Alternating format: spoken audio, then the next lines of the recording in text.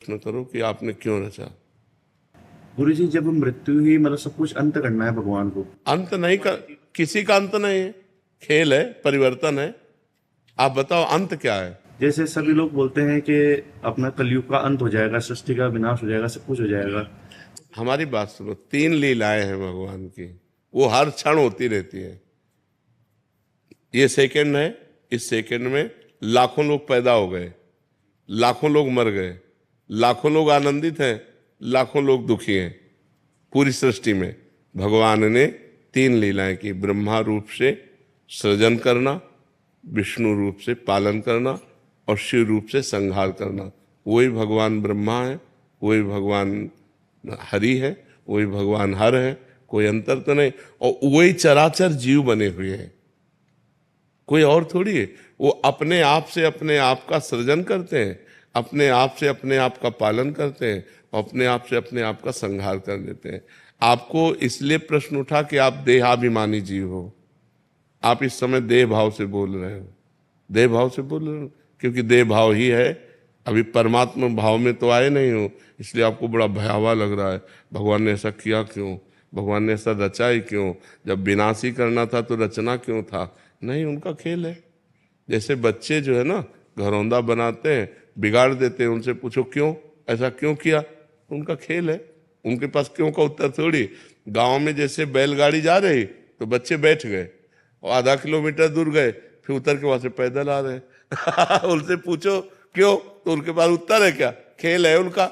ऐसे ही भगवान का एक मायामय ये खेल है। एको हम बहुश्यामा, एको हम, मैं एक बहुत रूपों में हो जाऊं। तो वही भगवान बहुत रूपों में होकर अपने आप से अपने आप का पालन करते हैं, अपने आप से अपने आप का संहार करते हैं। कोई दूसरा हो तो उनको दर्द की बात आवे, वो अपने आप में खेल रहे हैं। आग भी वही है, मृत्यु भी है, सब कुछ हरण करने वालों में मृत्यु मैं हूं। तो कोई दूसरा हो तब हो ना, अपने आप से अपने आप को खेल। जादूगर अपने आप को काटता है, अपने आप को दुनिया का दिखाता है नाना प्रकार के, उसको कोई ना आश्चर्य होता, ना कोई दुख होता, ना कोई सुख होता है। ऐसे ही भगवान को ना कोई आश्चर्य, ना कोई दुख है, ना सुख। अनंत तो ब्रह्मांड एक संकल्प में अपने आप में रच दिए, आप ही बन गए, आप ही पालन कर रहे हैं अपना, और आप ही अपना विनाश कर रहे हैं। तो उसमें परेशानी क्या है। परेशानी हमारी है जो हम आपको भूल गए हैं। आप कौन है, तो आप शरीर को लेकर के बोलेंगे मैं अमुक हूं, मेरा नाम यह है, वो नहीं है। तो इस ढांचे का परिचय दे रहे हैं आप अपना परिचय बताइए, तो आप अपने को जान पाए कि आप कौन है। जब अपने को जान पाओगे तो आप ही है उत्तर देने वाले, आप ही फंस गए हैं। अगर आप इससे मुक्त हो जाओ तो कहा गया ब्रह्मविद ब्रह्मवि भवति, जो ब्रह्म को जान लेता है वो ब्रह्ममय हो जाता। जानत तुम्हें तुम्हें हो जाए। क्यों तुम्हें हो जाए, क्योंकि वही है ही है, एक हम बहुश्यामा, वही परमात्मा है। फिर कोई प्रश्न है। और विनाश किसी का नहीं होता, रूप परिवर्तन होता है।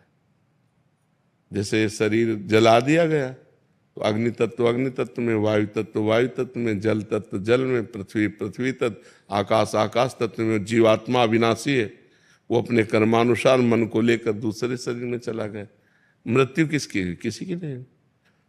जब विनाश पूरा होता है तो पूरी सृष्टि 100 वर्ष सूखा पड़ता है, भयंकर, फिर 100 वर्ष अग्नि, फिर भयंकर जल, 100 वर्ष तक जल।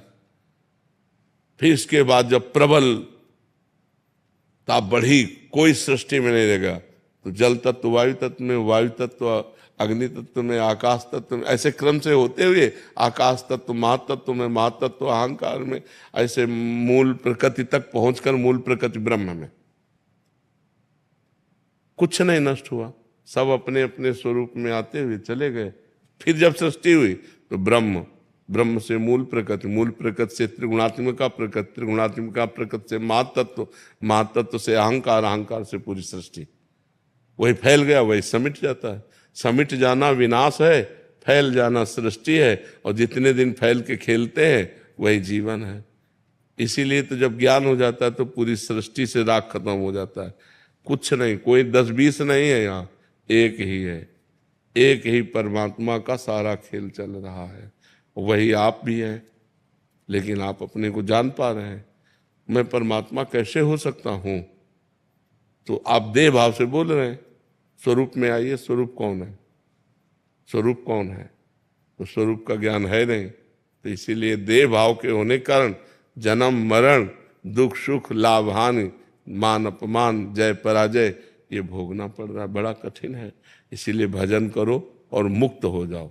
साधन धाम मोक्ष कर द्वारा, मोक्ष को प्राप्त कर लो तो ये जीवन सार्थक हो जाएगा। नहीं तो फिर ये चलता रहेगा, पुनरपि जननम पुनरपि मरणम पुनरपि जननी जठरे शयनम। भगवान ने किसी को नहीं रचा, अपने आप से अपने आप को रचा है, दूसरा कोई नहीं है। आप देखो ये क्या है? पंचभूतों से बना हुआ शरीर है ना। पंचभूत कौन है? ये परमात्मा स्वरूप है, परिवर्तनशील है। और एक परमात्मा स्वरूप भगवान की दो प्रकृति है, एक परा एक अपरा। जो शरीर है ये भगवान की एक प्रकृति है, जो स्वरूप है वो आप है।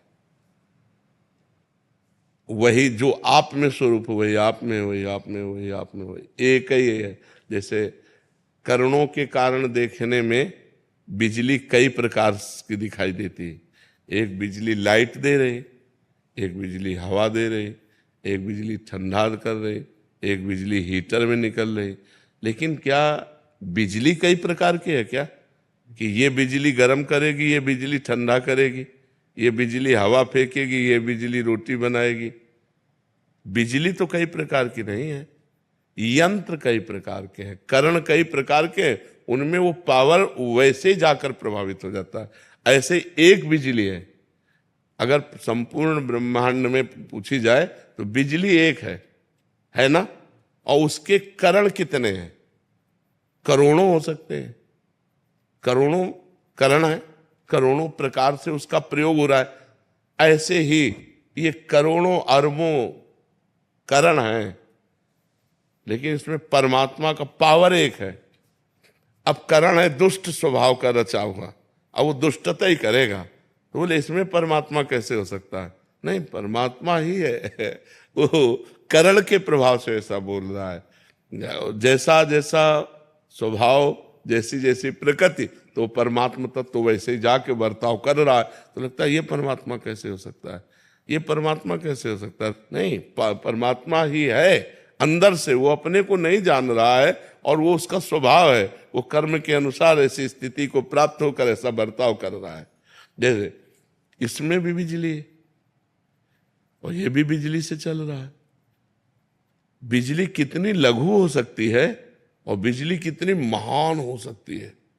बड़े बड़े मशीनें चल रही फैक्ट्रियों में, नहीं चल रहे, बड़े बड़े कार्य उससे हो रहे, तो एक छोटा सा पंखा भी उसी से चल रहा है, छोटा सा माइक भी चल रहा है। तो एक चींटी से लेकर ब्रह्मा तक सब उसी परमात्मा से संचालित है। वही परमात्मा है, दूसरा नहीं उसमें। और हम लोग द्वैत में ही फंसे हुए, दूसरा है, ये सब दूसरे हैं। हमारा परिवार, हमारा घर, मैं, शरीर, इसी अज्ञान की निवृत्ति के लिए अध्यात्म है। जब अध्यात्म, तो एक स्वप्न चल रहा है। जैसे स्वप्न में आपने देखा, बहुत सी सामान देखा, बहुत से व्यक्ति देखे, अच्छा बुरा स्वप्न देखा, क्या कुछ होता है क्या? तो ये कब पता चलता है? स्वप्न देखने के समय पता चलता है क्या? हाँ, जब हम जगते हैं तब हमको पता चलता है कि वो झूठा था, उसमें कुछ भी सत्य नहीं था, उसमें कोई नहीं था, एक मन ही हमारा केवल सब कुछ रचे हुए था।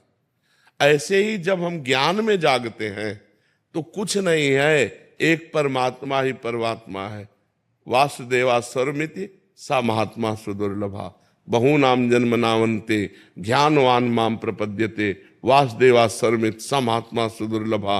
बहुत जन्मों की साधना के बाद जब ये ज्ञान प्राप्त होता है कि एकमात्र भगवान वासुदेव ही विराजमान है, दूसरा कोई नहीं, सब वासुदेव, सर्वम खलमिदम ब्रह्म, सब ब्रह्म। अब कहाँ परेशानी? वो अपने आप में अपना सृजन कर रहा है, पालन कर रहा है, विनाश कर रहा है। ये स्वप्न है।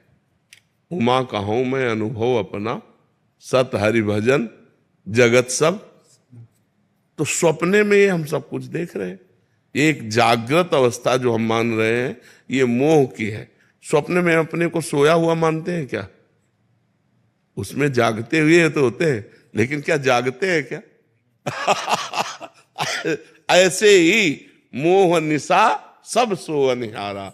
मोह निद्रा अज्ञान में हम इस समय हैं, और जिस समय ज्ञान प्राप्त होगा, असली में जागना ज्ञान में होगा, तब आप देखना जब ज्ञान प्रकट हो जाता है, एकमात्र भगवान ही भगवान है, कुछ नहीं, न कोई हानि है, न लाभ है, न जय है, न पराजय है, न उन्नति है, न अवनति है, न जन्म है, न मरण है। कि ये सब स्वप्न जैसा चल रहा है, भयावह स्वप्न चल रहा है। इसीलिए कहा जाता है साधना करो और जग जाओ।